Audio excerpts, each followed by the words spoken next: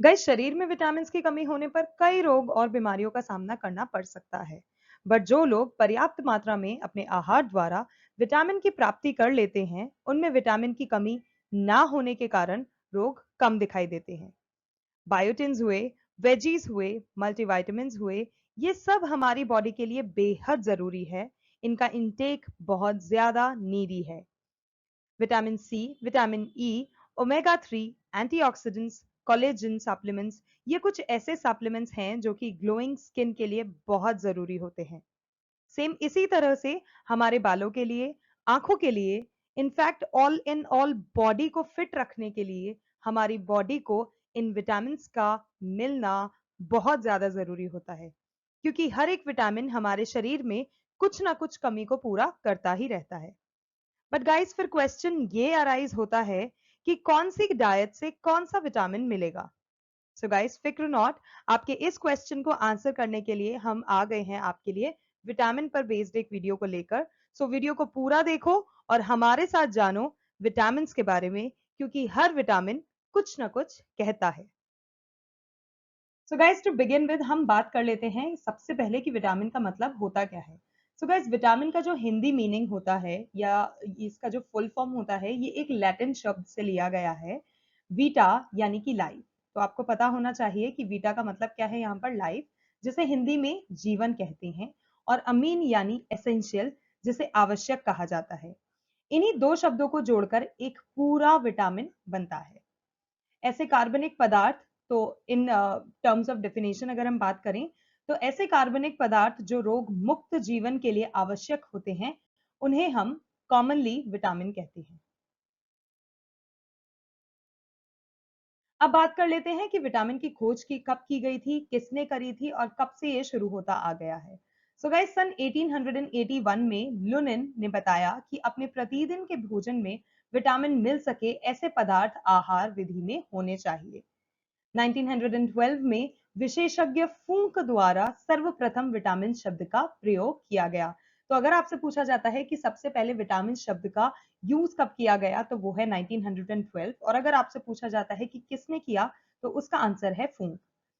Again same 1912 में ही एक जो विशेषज्ञ थे जिनका नाम था फ्रेडरिक हॉपकिंस, उन्होंने विटामिन तत्व की खोज की थी। और उन्होंने ये भी बताया कि प्रत्येक रोग आहार में किसी ना किसी तरह से विटामिन की कमी, सॉरी, जो रोग होता है, प्रत्येक जो रोग होता है वो आहार में किसी ना किसी विटामिन की कमी से होता है। तो इसीलिए बहुत ज्यादा जरूरी है कि हमारे शरीर में विटामिन किसी भी तरह के आहार के थ्रू पहुंचता रहे। जीव वैज्ञानिक द्वारा कुल 13 प्रकार के विटामिनों की खोज की गई है। तो इन टोटल कितने होते हैं? टोटल 13 होते हैं।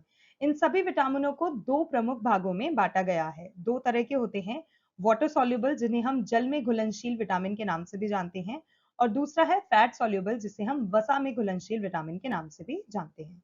तो गाइस, किसी भी आहार से शरीर को जल में घुलनशील होने वाला विटामिन मिलता है। हम जो कुछ भी खाते हैं उसमें कुछ ना कुछ परसेंट ऐसा फैट, ऐसा विटामिन होता है जो कि जल में घुल जाने वाला होता है। तो शरीर शरीर क्या करता है, जो जरूरी मात्रा जो होती है शरीर के लिए, उसको रख लेता है, और जो बाकी बचा हुआ होता है उसको यूरिन के थ्रू टॉक्सिफाई करता रहता है, निकालता रहता है। यह शरीर में किसी भी स्थान पर जमा नहीं होने देता, और इसीलिए प्रतिदिन भोजन से इसकी कमी पूरी हो जाती है। अगला है, इससे विपरीत वसा में जो घुलनशील विटामिन होते हैं उनका यूरिन के साथ ही उत्सर्जन नहीं होता है। वसा ऊतकों में इनका कुछ संचय होता है, जिसके कारण इन्हें प्रतिदिन भोजन से ग्रहण करना आवश्यक नहीं होता। तो गाइस, जो फैट सॉल्युबल है उनको आपको इंटेक जरूरी नहीं होता है।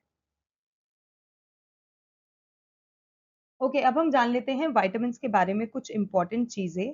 तो गाइस, विटामिन सबसे पहले एक कार्बनिक यौगिक है जो कि शरीर की रोगों से रक्षा तथा सामान्य वृद्धि के लिए अति आवश्यक है।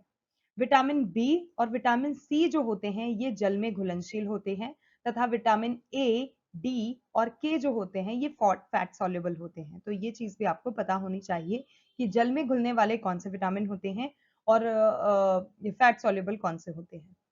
शरीर की समुचित वृद्धि, ऊर्जा और ऊष्मा के लिए सभी पोषक तत्वों, कार्बोहाइड्रेट, वसा, विटामिन, खनिज लवण, जल की अपेक्षित मात्रा तथा रोगों से रक्षा करने के लिए जिन खाद्य पदार्थों की आवश्यकता पड़ती है, उसे संतुलित आहार कहा जाता है। ओके गाइस, अब हम अलग-अलग विटामिन्स के बारे में जानेंगे। तो सबसे पहले शुरू करते हैं विटामिन ए के साथ। तो गाइस, विटामिन ए की खोज कब हुई थी? सन 1909 में। रासायनिक नाम इसका है रेटिनॉल। गाइस, साइंटिफिक नेम बहुत ज़रूरी है।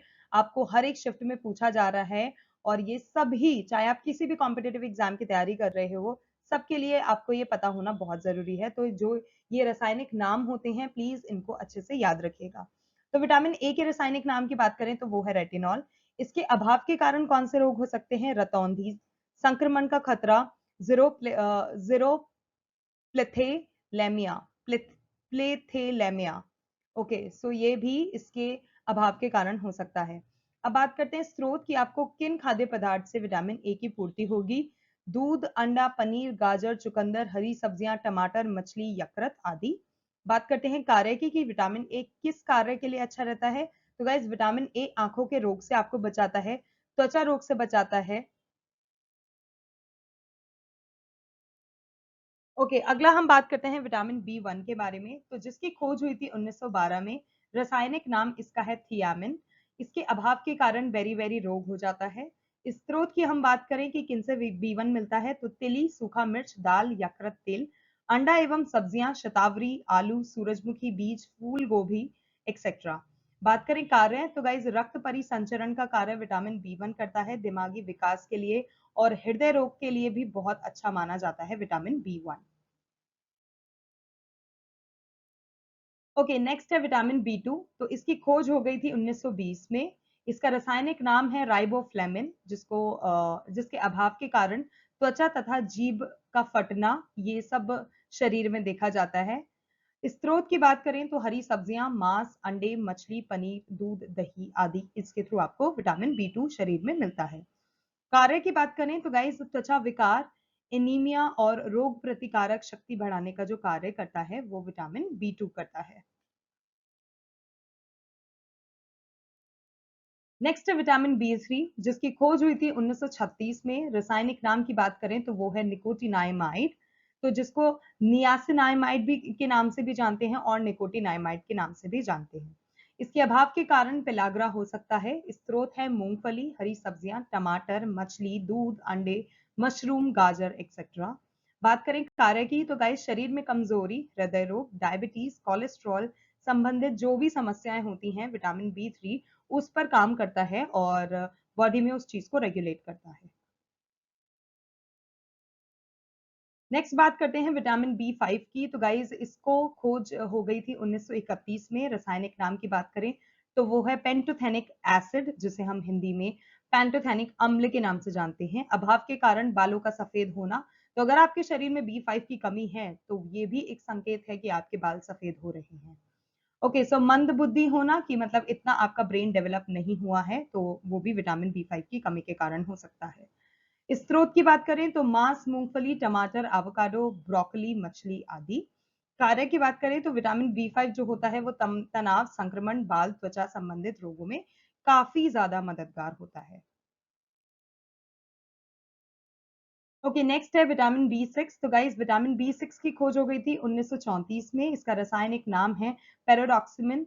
अभाव के कारण अनीमिया हो सकता है। स्रोत आपको मिल जाएगा ये यकृत तेल, यानी कि जो लिवर ऑयल आते हैं, लिवर ऑयल कैप्सूल्स भी आते हैं, अगर आप वो खाते हैं तो विटामिन बी सिक्स का आप इंटेक कर सकते हैं। मांस, अनाज, केला, ड्राई फ्रूट्स, सब्जियां आदि। कार्य क्या रहता है बी सिक्स का? तो बवासीर, डायबिटीज, थकान या खून की जो बीमारी होती है, उसमें विटामिन बी सिक्स काफी लाभकारी होता है। Next is vitamin B seven. तो इसकी खोज हो गई थी 1931 में। रासायनिक नाम है बायोटिन। और गाइस बायोटिन तो हम सब जानते हैं कि हेयर्स के लिए कितना यूज होता है, हेयर्स के लिए कितना इफेक्टिव होता है, काफी ज्यादा। इनफैक्ट मैं अगर पर्सनली बताऊं तो मैंने भी अपने हेयर्स पर बायोटिन यूज कर रखा है and it is a must try product. आप इसको सप्लीमेंट्स के थ्रू भी ले सकते हैं, अलग अलग उसमें आता है जो प्लांट बेस्ड फॉर्मूलाज आ गए हैं आजकल, तो उसके थ्रू भी आप बायोटीन ले सकते हैं। बायोटीन आप कैप्सूल्स के फॉर्म में भी कंज्यूम कर सकते हैं। और जस्ट इन केस अगर आप उसे खा नहीं पा रहे हैं, तो उसके जो कैप्सूल्स का ऑयल आता है, तो उसके जैसे हम विटामिन ई का कैप्सूल लगाते हैं, आप उसको भी लगा सकते हैं। ओके, नेक्स्ट इज स्त्रोत। तो गाइस, दूध, यकृत, तेल, मांस, अनाज, अंडे की जर्दी जो होती है वो, और सब्जियां, इन सब में विटामिन B7 मिलता है। बात करें कार्य की, तो गाइस बालों का झड़ना कम करना जो होता है, बालों का झड़ना कम करता है, मजबूती बढ़ाता है, और घनापन बढ़ाने में भी बायोटीन बेहद लाभकारी है। Okay, next is vitamin B9। तो गाइस, विटामिन B9 की खोज हो गई थी 1941 में। रासायनिक नाम फॉलिक एसिड है। गाइस, फॉलिक एसिड नाम से इटसेल्फ इज एक्सप्लेनेटरी, क्योंकि हम सब जानते हैं, स्पेशली लेडीज तो जानती ही होंगी जो कि प्रेग्नेंट हुई हैं, या उनके घर में अगर कोई प्रेग्नेंट हुआ है, क्योंकि प्रेगनेंसी के समय में फॉलिक एसिड बेहद जरूरी होता है। क्यों? जिससे कि बच्चे में किसी भी प्रकार का बर्थ डिफेक्ट ना देखा जाए। तो जब भी औरतें बच्चे को कंसीव करती हैं, उनका शरीर जब कंसीव करता है, तो उससे पहले या ड्यूरिंग प्रेगनेंसी उनको डॉक्टर्स फॉलिक एसिड खाने के लिए देते हैं, जिससे कि पूरी प्रेगनेंसी के दौरान जब आपका बच्चा आपके शरीर में होता है, आपके गर्भ में होता है, तो उसको किसी भी तरह का बर्थ डिफेक्ट ना देखने मिले। तो folic acid is a very important vitamin. Okay, अभाव के कारण त्वचा रोग, बालों का गिरना, आंखों का रोग हो सकता है। स्त्रोत की बात करें तो पत्तेदार सब्जियां, सूरजमुखी के बीज, दाल, सब्जियां और अंडा बेहद इंपॉर्टेंट है। कार्य की बात करें तो गाइस, विटामिन B9 जो होता है वो लाल रक्त कोशिकाओं के निर्माण में बहुत मदद करता है, जो कि एनीमिया से बचाती है। और बहुत सारी ladies during pregnancy anaemia face करती हैं because of lack of B9 in their body. Next is vitamin B12। तो इसकी खोज हो गई थी 1926 में। रासायनिक नाम इसका है साइनोकोबाल्मिन।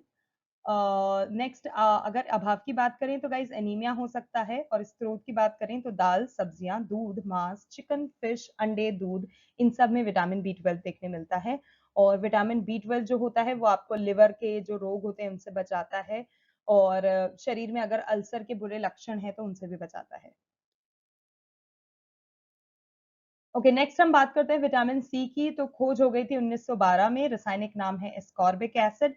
अभाव के कारण स्कर्वी हो सकता है, मसूड़ों का फूलना, ये सब चीजें देखी जाती हैं। स्त्रोत की बात करें तो नींबू, संतरा, टमाटर, मतलब जितने भी खट्टे पदार्थ होते हैं उन सब में विटामिन C मौजूद होता है। कार्य की बात करें तो स्कर्वी, आंखों के रोग, डायबिटीज, सर्दी, जुकाम, हृदय रोग, कैंसर, बवासीर, सूजन से लड़ने में विटामिन C जो होता है वो काफी सहायक होता है।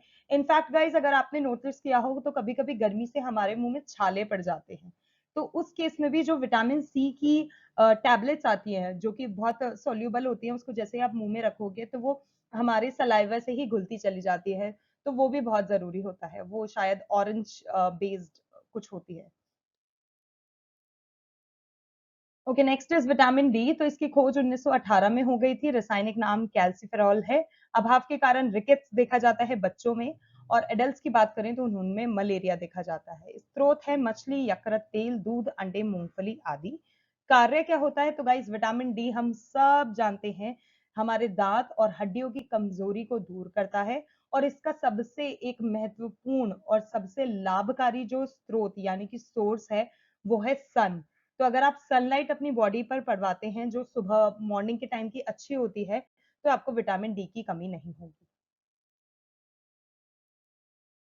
विटामिन E, इसकी खोज 1922 में हो गई थी। रासायनिक नाम इसका टोकोफेरल है या फिर एग्रोकैल्सिफेरॉल। तो अगर इन दोनों में से जो भी आपको ऑप्शन दिया जाए वो ही सही होगा। अभाव के कारण जनन शक्ति का कम हो जाना ये देखा जाता है। स्रोत है हरी पत्तियां वाली सब्जियां, दूध, अनाज आदि। कार्य की हम बात करें तो ज्यादातर लोग त्वचा के निखार और बालों की खूबसूरती के लिए विटामिन E के कैप्सूल्स, जैसे मैंने आपको बताया, वो यूज करते हैं। इनफैक्ट जब कभी भी हम डार्क सर्कल्स फेस करते हैं, तो डार्क सर्कल्स के लिए भी हम क्या कर सकते हैं, विटामिन E का जो कैप्सूल ले सकते हैं। उसके अंदर का जो ऑयल होता है उसको हम हमारे फेस पे लगा सकते हैं, जो एक बहुत अच्छी रेमेडी है, होम मेड रेमेडी है, जो हमारे डार्क सर्कल्स को रिमूव करती है। Next is vitamin K। तो गाइज, इसकी भी खोज 1929 में हो गई थी। रासायनिक नाम फाइलोक्लीवोनॉन है। और इसके अभाव के कारण रक्त का थक्का न बनना होता है। और स्रोत होते हैं टमाटर, हरी पत्तेदार सब्जियां, एवोकाडो, छिलकेदार अनाज आदि। कार्य क्या होता है? आंतरिक रक्तस्राव और मासिक धर्म, जो मंथली साइकिल होती है गर्ल्स में, लेडीज में, उनसे रिलेटेड कोई भी समस्या अगर आप फेस कर रहे हैं, which means there is some deficiency of vitamin K in your body, so you need to check that out, जिससे कि आपको विटामिन के सप्लीमेंट्स के थ्रू या फिर इन फल सब्जियों के थ्रू आपको वो बॉडी में मिलता रहे, जिससे कि आपको जो मासिक धर्म संबंधित जो समस्याएं होती हैं वो रिजॉल्व हो जाए। ओके गाइस, तो यहाँ पर हमने पूरी विटामिन की लिस्ट आपको प्रोवाइड करा दी है। डेफिशिएंसी डिसऑर्डर उससे कौन से होते हैं वो भी बता दिया है, एंड इनफैक्ट उसके साइंटिफिक नाम भी यहाँ पर दे रखे हैं, तो please have a look. And yes, okay next guys, यहाँ पर इन डिटेल अभी हमने छोटा छोटा देखा कि कौन से विटामिन के कमी होने के कारण कौन से किस तरह के बीमारियां शरीर में देखने मिलती है, कौन से रोग हो जाते हैं। तो गाइस यहाँ पे हमने इन डिटेल सारे विटामिन ए से लेके विटामिन के तक के सारे, जब उनके शरीर में कमी होती है तो किस तरह के रोग देखने मिलते हैं, तो वो सब हमने यहाँ पर आपको प्रोवाइड करे हैं। हैव अ लुक, यहाँ पर विटामिन ए का दे रखा है। यहाँ पर B1 की कमी के कारण जैसे कि बेरी बेरी हो जाता है, वो है। विटामिन B2 की कमी के कारण जैसे कि ग्लॉसाइटिस हो जाता है। विटामिन B3 की कमी के कारण ये सारे जैसे कि पिलाग्रा, डायरिया, डर्मेटाइटिस, ये सब देखने को मिलते हैं। B5 की कमी के कारण पेरिस्टेसिया या फिर पिंस और नीडल्स देखने को मिलता है। विटामिन B6 की कमी के कारण अनीमिया हो जाता है, या कोई भी पेरिफेरल न्यूरोपैथी या फिर हमारे दिमाग से रिलेटेड कोई बीमारी हो सकती है। B7 के कारण बालों का झड़ना हो सकता है, डर्मेटाइटिस हो सकता है, आंतों में सूजन आ सकती है। विटामिन B9, जो कि मैंने बताया कि बर्थ डिफेक्ट्स नहीं देखने को मिले बच्चे में, इसीलिए गर्भावस्था के समय में वो चीज दिया जाता है। B12 में हम देख सकते हैं मेगालोब्लास्टिक अनीमिया, बोन मैरो की जो समस्या होती है वो भी B12 की कमी के कारण होती हैं। ये सारी बीमारियों के नाम जो कि B12 की कमी के कारण हो सकते हैं। विटामिन बी सी की कमी के कारण स्कर्वी जैसे सबसे टॉप पर देखने को मिलता है। सी की कमी के कारण मसूड़ों की सूजन हुई, त्वचा की समस्याएं हुई, कैंसर हुआ। विटामिन डी की कमी के कारण जैसे कि रिकेट्स हुआ, हड्डियों की कमजोरी, दिल के दौरे, अवसाद एक्सेट्रा, आप ये सब देख सकते हैं। विटामिन ई की कमी के कारण जैसे कि हेमोलिटिक एनीमिया हुआ, और न्यूरोमस्कुलर रोग हो गया, या रेटिनोपैथी हो गया, ये सब जो रोग हैं ये विटामिन ई की कमी के कारण होते हैं। विटामिन के की कमी के कारण रोजैशिया, हृदय रोग, बिलियरी सिरोसिस, हड्डी के नुकसान, या इस तरह के कोई भी स्पाइनल फ्रैक्चर वगैरह जो सब होते हैं वो विटामिन के की कमी के कारण होते हैं। So guys, that's it. That brings us to the end of today's video. I hope आपको वीडियो अच्छा लगा. If yes, then don't forget to like, share, and subscribe to our channel, because we do come up with a informative video on our channel almost daily. तो अगर आप हमें follow करते हैं तो thank you so much for your love and kindness, और अगर नहीं करते हैं तो जल्दी से जाओ, सब्सक्राइब बटन दबाओ, और उसके पास एक नोटिफिकेशन बेल आइकन दे रखा है, उसको भी प्रेस कर देना, जिससे जब भी हम किसी नए वीडियो के साथ आए आपको उसका नोटिफिकेशन मिल जाए। आज के लिए बस इतना ही। Thank you so much for watching, and we will see you in our next video.